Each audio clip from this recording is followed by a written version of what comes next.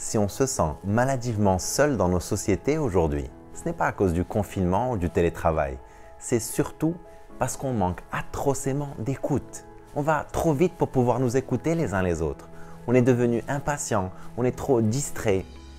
On dit que nous sommes dans l'ère de la communication. Tout le monde est connecté, les smartphones, les Slack, les WhatsApp.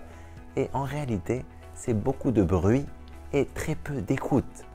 Tu ressens le besoin de partager ton mal-être, tu en parles avec une personne de ton entourage et entre 2 textos et 3 likes, elle va avoir tendance à vouloir te régler ton problème ou à te donner des conseils ou même à te faire des leçons de morale.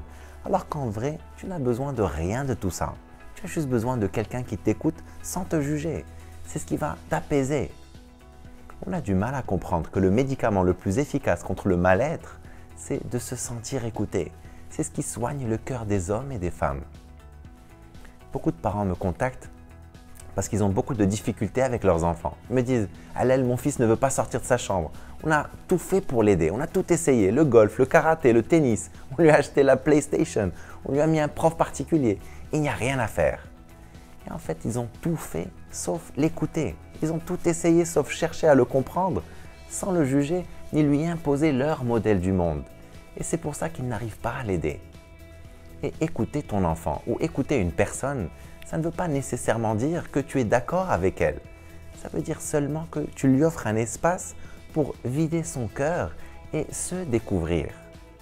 Bien sûr, ce n'est pas que lorsqu'on est mal qu'on a besoin de parler. Parfois, tu as simplement besoin de démêler tes pensées ou mettre de l'ordre dans tes idées. Seulement, c'est difficile de trouver une écoute de qualité. Et c'est parce qu'on ne nous a jamais appris à écouter. On consacre des années à apprendre à lire, à écrire, à parler, mais on n'apprend jamais vraiment à écouter. On pense que c'est quelque chose de simple, de naturel. Il suffit de se taire et de regarder l'autre. Alors que pas du tout. C'est bien plus que ça. Ça demande une attention. Ça demande de montrer un intérêt. Ça suppose de savoir s'oublier et laisser de côté son modèle du monde. Ça suppose aussi de savoir accepter les silences qui permettent à l'autre de faire son cheminement et de trouver ses réponses. Et tout ça, ça s'apprend. À mon sens, le plus grand malentendu, c'est qu'on pense qu'écouter, c'est pour comprendre l'autre. Alors qu'en réalité, l'écoute, c'est un acte généreux. C'est d'abord pour permettre à l'autre de s'écouter et de se comprendre. C'est probablement le plus beau cadeau que tu peux faire à quelqu'un.